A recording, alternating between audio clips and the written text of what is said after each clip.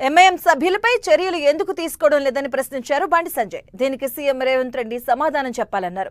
MIM నాయకులు నడిపే కాలేజీల్లోనే ఉగ్రవాద మూలాలున్నాయని ఆరోపించారు బండి సంజయ్. వందే మాత్రం గేయాన్ని ఆలపించకుండా ఇలా ఎంఐఎం పార్టీ బహిష్కరించడము, కనీసం ఒక నోటీసు ఇప్పుడు కూడా మా స్పీకర్ గారికి విషయం తెలుసా? కేంద్రము 2026లో ఉత్తర్వులు ఇచ్చిన విషయం స్పీకర్ గారికి తెలుసా? ఇప్పుడు శాసనసభ సంబంధించి అధికారులు గౌరవ స్పీకర్ గారికి విషయం చెప్పినరా చెప్పలేదా వాళ్ళకైనా తెలుసా? రాష్ట్ర ముఖ్యమంత్రి గారు సమాధానం చెప్పాలి. ముఖ్యమంత్రి గారు ఆ నిండు సభలో ఉన్నారు. నెక్స్ట్ అధికారానికి వచ్చేది మేమే. ఎంఐఎం పార్టీ మెడల్ వంచి గల్లబట్టి మెడల్ వంచి ఇలా వందే మాతర గీతాన్ని పక్క ఆలపించే విధంగా తప్పకుండా చర్యలు తీసుకుంటాం. మేము తెలంగాణ రాష్ట్రంలో ఉన్నటువంటి భారతీయ పౌరులను భావించే ప్రతి వ్యక్తి రాజకీయాలకు అతీతంగా వందే మాతర గీతాన్ని ఆలపించే విధంగా మేము పక్కా చర్యలు తీసుకుంటాం. ఎవడైతే వందే మాతర గీతాన్ని వ్యతిరేకిస్తారో వాడిని లోపడేసి కటకట లోపడేసి భారతీయత ఏందో, భారతీయత గొప్పతనం ఏందో, భారతీయత దమ్మేందో వాళ్ళు చూపడతాం. మేము ఎంఐఎం పార్టీకి జిహెచ్ఎంసీ ఎన్నికల్లో ఇలా భారతీయ జనతా పార్టీ ఇదే విషయాన్ని ఇలా భాగ్యనగర్ ప్రజలకు చెప్పబోతున్నది. వాళ్ళు ఎంఐఎం పార్టీ దేశద్రోహ చర్యలకు ఈ విధంగా ఉంది. ఏదో అప్పుడప్పుడు వచ్చి ఓవైసీ అసదుద్దీన్ ఓవైసీ వచ్చి పాకిస్తాన్ మీద మాట్లాడి, బంగ్లాదేశ్ మీద మాట్లాడి, ఏదో మాట్లాడి నేను దేశభక్తుడిని అని చెప్పి చెప్పుకునే ప్రయత్నం చేస్తే సమాజం గుర్తించద్దని.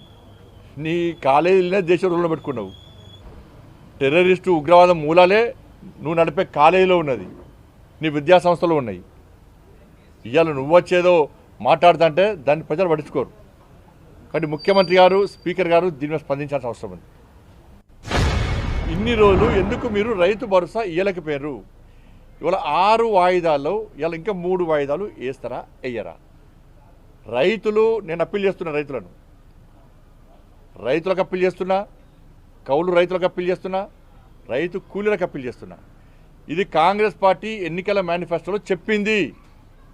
మీ అకౌంట్లో కౌలు రైతులకు 30,000 రూపాయలు మీ అకౌంట్లో పడాలి. అడగండి కాంగ్రెస్ పార్టీ నాయకులను, నిలదీయండి కాంగ్రెస్ పార్టీ నాయకులను. ఇవాళ ప్రజాస్వామ్యబద్ధంగా ప్రజలను ఒప్పించి మెప్పించి ఎన్నికల్లో పోటీ చేస్తూ నేను అధికారంలోకి వచ్చినా అని చెప్పాలి. కానీ రాష్ట్ర ముఖ్యమంత్రి తొక్కుకుంటూ వచ్చినా అంటే కాంగ్రెస్ పార్టీ కూడా తొక్కుకుంటూ వచ్చి రాష్ట్ర ముఖ్యమంత్రి, కాంగ్రెస్ పార్టీ చాలామంది సీనియర్ నాయకులు ఉన్నారు. అంటే ముఖ్యమంత్రి ఆలోచన ఏంటంటే ఇండైరెక్ట్ కాంగ్రెస్ పార్టీలో ఉన్నటువంటి సీనియర్ నాయకులకు ఒక హెచ్చరిక జారీ చేస్తున్నాడు. బిడ్డ, మీరు రహస్య మీటింగ్లు పెడుతున్నారు, నన్ను దించే ప్రయత్నం చేస్తున్నారు. నేను మీ అందరినీ తొక్కుకుంటేనే ముఖ్యమంత్రి పదవిని చేపట్టినా. ఇది బీఆర్ఎస్ పార్టీలో వార్నింగ్ కాదు, రాష్ట్ర ముఖ్యమంత్రి ఇచ్చింది కాంగ్రెస్ పార్టీలో సీనియర్ నాయకుల వార్నింగ్ ఇది.